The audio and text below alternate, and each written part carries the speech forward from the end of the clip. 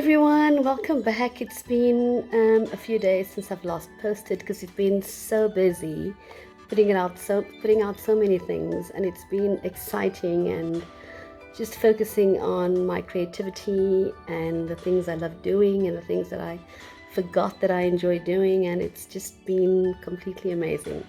So what I really want to talk about today is how you need to just really drop your story and drop the meanings that you attach to something. And the important thing about that is that when you are in your story, right, whatever your story is, however exciting and dramatic and romantic and intense and sad and horrible your story is, who did this to you, what happened at age 6, how traumatic that was. And it's a lot of us, right? A lot of us have that. I mean, I've got it in my life, who hurt me, who did this, who did that, who I did stuff to as well, where I wronged others.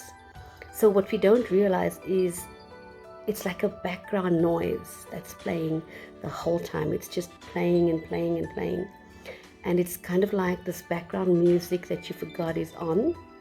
And that's really what's manifesting. That's what's running your life, okay? Because remember, 95% is controlled the first 7 years. We're just really running those behaviors over and over again, and that's what's going on. So what you want to remember is to manage your story, because the laws, there's so many laws: the law of assumption, the law of attraction, the law of diminishing intent, the law of balance, the law of one, the law of money, the law of love, the law of, I could go on. So there's a bunch of laws, right? And I want you to think of the laws like the law of gravity. The law of gravity is dispassionate.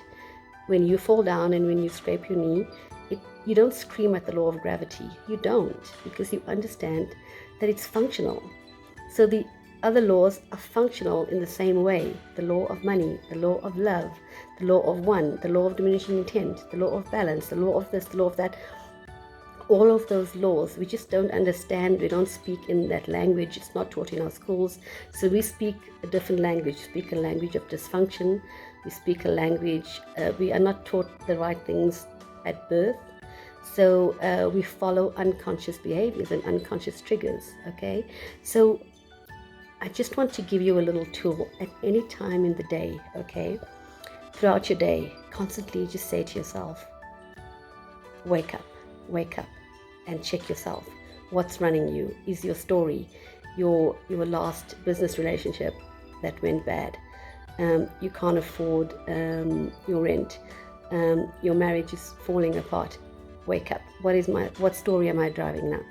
I'm scared of old age. I'm addicted to painkillers. I need to go to the doctor and get another script. What story is running you now? What story is running you now? What story is running you now? You just ask yourself, wake up. And as soon as you do that, and as soon as you you step away from what's going on around you and you wake up, you step from unconsciousness into consciousness, and you're aware. And when you're aware, that's when you create, and that's when you dream, and that's when you visualize, that's when you plan, that's when your sixth senses come forward. You're constantly in the state of awareness, okay? So it just takes a little bit of practice.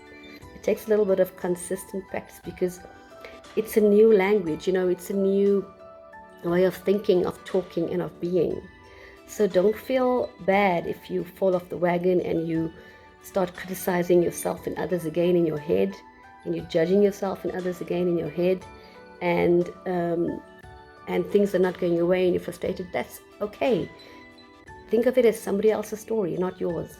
Think of it like, oh, that's an interesting story of that person. Call your old version XYZ, give it a name, and say, oh, that's interesting.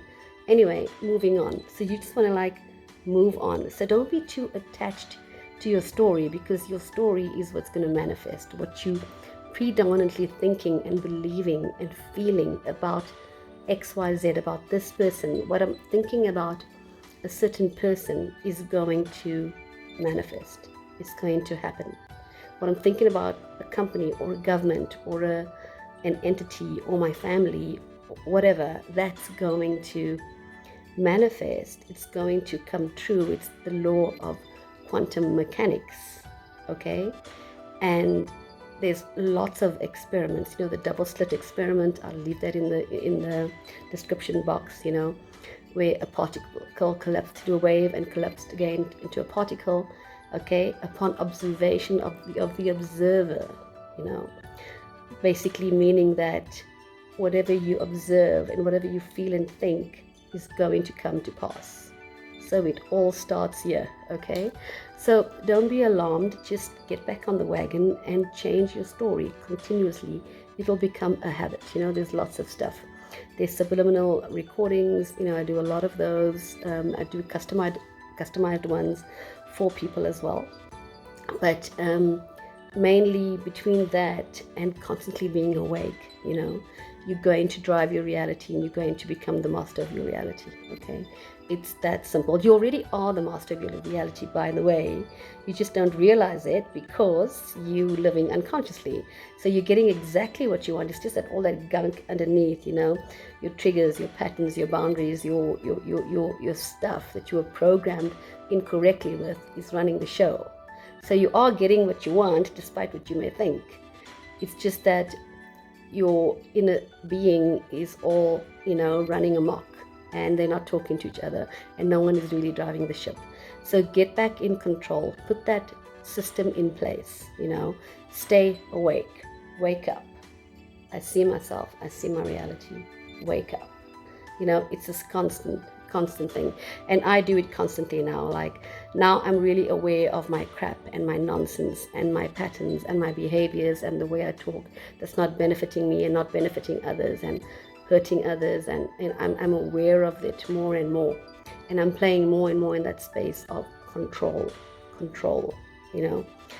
and it's really freed me a lot. It's really given me such a grounding and a level of peace and fulfillment, that I didn't think was possible. I didn't think that was going to happen, and I'm also stepping into a more, when you do that, and when you're not lost in your story and you wake up, constantly, there is a level, you open the doorway, the portals to other things. So I'm more creative, I'm more inspired, I'm watching more creative shows on Netflix, and I'm just loving, and I'm playing around with paints and with graphics and ideas for different things, and I'm just in this space of creation, and that's going to draw the life I want and the life I desire, because I'm now doing the stuff that I want to do.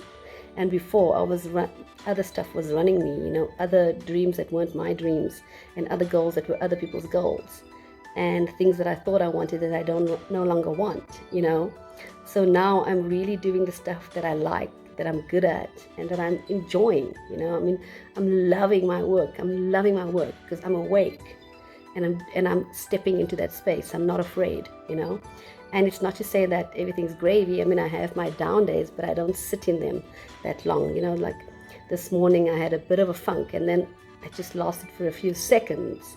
And then I had an opportunity to either devolve and sit longer in that space of negativity and open the doorway for crap to enter, anxiety, depression, panic, fear, the stuff we hide, we don't tell anyone about how we're really feeling. And I had the opportunity to let that crap in, and I had the opportunity to wake up and not let it in, and I chose to not do the things I would normally do that would support limited programming, okay?